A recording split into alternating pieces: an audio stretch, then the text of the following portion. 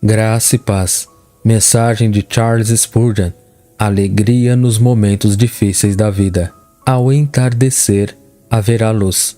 Não observarei a ocasião particular em que essas palavras foram proferidas, nem tentarei descobrir a época a que elas se referem mais especificamente.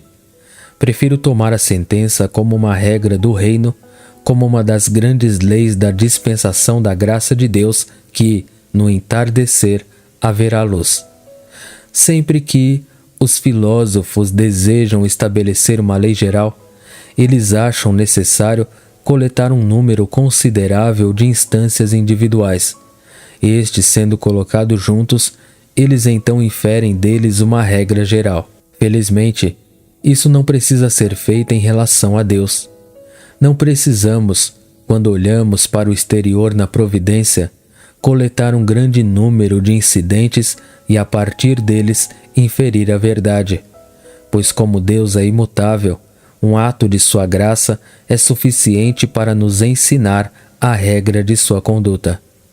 Agora, encontro em um lugar que está registrado que, em certa ocasião, durante certa condição adversa de uma nação, Deus prometeu que, ao entardecer, haveria luz. Se eu encontrasse isso em qualquer escrita humana, eu deveria supor que a coisa pode ter ocorrido uma vez, que uma bênção foi concedida em emergência em uma certa ocasião, mas eu não poderia deduzir disso uma regra. Mas quando encontro isso escrito no livro de Deus, que em certa ocasião, quando era noite com seu povo, Deus se agradou em dar-lhes luz, sinto-me mais do que justificado em deduzir disso a regra que sempre ao seu povo ao entardecer haverá luz. Deus prometeu que, ao entardecer, haveria luz. A igreja, em geral, teve muitos horários noturnos. Se eu pudesse derivar uma figura para descrever sua história de qualquer coisa neste mundo inferior, eu a descreveria como sendo como o mar.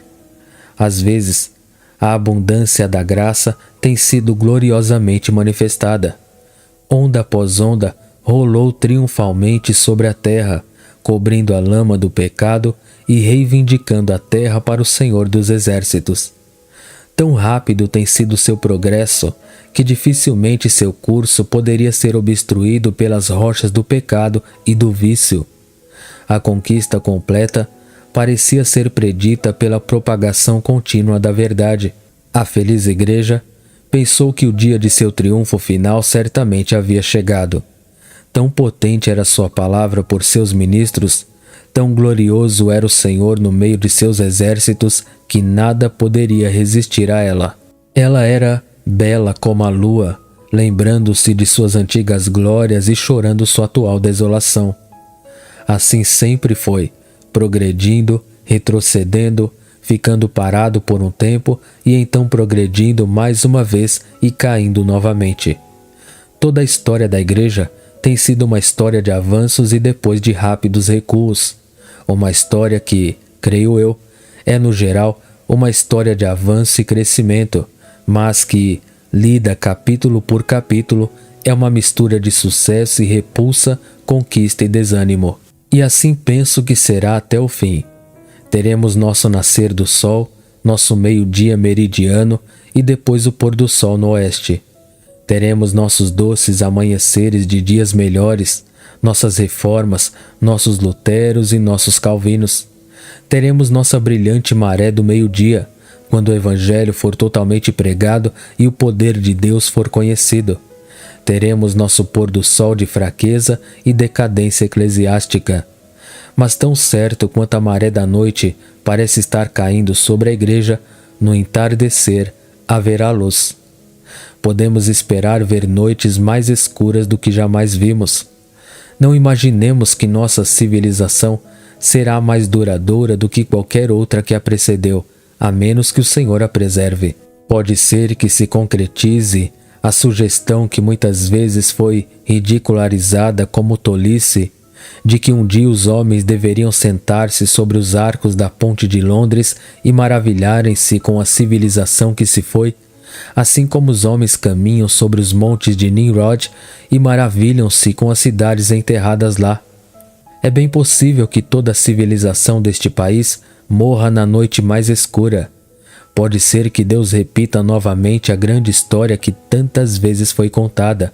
Olhei e baixo, na visão vi uma besta terrível, e ela governava as nações, mas eis que passou e não existia.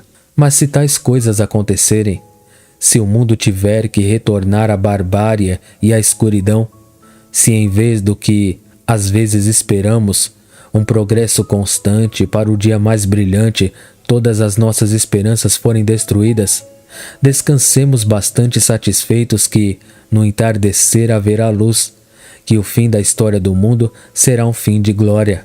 Por mais vermelho de sangue, por mais negro de pecado que o mundo possa estar, um dia ele será tão puro e perfeito como quando foi criado.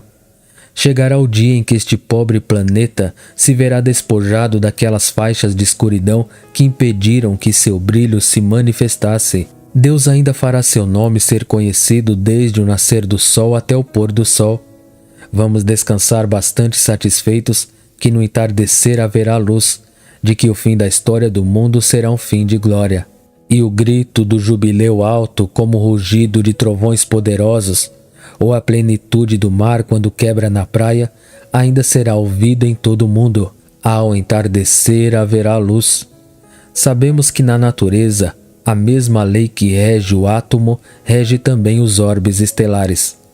A própria lei que molda uma lágrima e ordena que ela escorra de sua fonte, essa lei preserva a Terra como uma esfera e guia os planetas em seu curso. É assim também com as leis da graça. Ao entardecer haverá luz para a igreja. Cristão, desçamos as coisas humildes. Você teve seus dias brilhantes em assuntos temporais. Às vezes, você foi muito abençoado. Você pode se lembrar do dia em que o bezerro estava no estábulo, quando a oliveira dava seu fruto e a figueira não negava sua colheita. Você pode se lembrar dos anos em que o celeiro estava quase explodindo com o milho e quando o tanque transbordou com óleo. Tu te lembras de quando o fluxo de tua vida era profundo e teu navio flutuava suavemente sem uma onda perturbadora de problemas para molestá-lo. Tu disseste naqueles dias: não verei tristeza. Deus me protegeu, Ele me preservou, Ele me guardou. Eu sou o queridinho de sua providência. Sei que todas as coisas cooperam para o meu bem, pois posso ver claramente que é assim. Bem, cristão, depois disso você teve um pôr do sol. O sol que brilhava tão forte começou a lançar seus raios de maneira mais oblíqua a cada momento, até que finalmente as sombras eram longas, pois o sol estava se pondo e as nuvens começaram a se reunir. E embora a luz do semblante de Deus tingisse aquelas nuvens com glória, ainda assim estava ficando escuro. Então os problemas baixaram sobre ti. Tua família adoeceu, tua esposa estava morta, tuas colheitas eram escassas e tua renda diária diminuiu. Teu armário não estava mais cheio. Tu estavas ansioso pelo teu pão de cada dia. Você não sabia o que deveria acontecer com você. Talvez você tenha ficado muito abatido. A quilha da tua embarcação ralou nas rochas. Não havia generosidade suficiente para flutuar teu navio acima das rochas da pobreza. Você usou tanto a indústria quanto a economia, e você acrescentou perseverança, mas tudo em vão. Foi em vão que você se levantou cedo e se sentou tarde e comeu o pão do cuidado. Nada você poderia fazer para se livrar, pois todas as tentativas falharam. Você estava pronto para morrer em desespero. Você pensou que a noite de sua vida havia se reunido com a escuridão eterna. Você não viveria para sempre, mas preferiria partir deste vale de lágrimas. Não foi claro para ti no entardecer?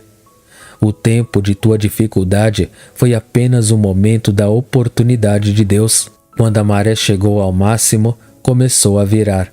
Tua vazante teve seu fluxo, teu inverno teve seu verão, teu pôr do sol teve seu nascer do sol. Ao entardecer estava claro. De repente, por alguma estranha obra de Deus, como você pensou então, você foi completamente liberto.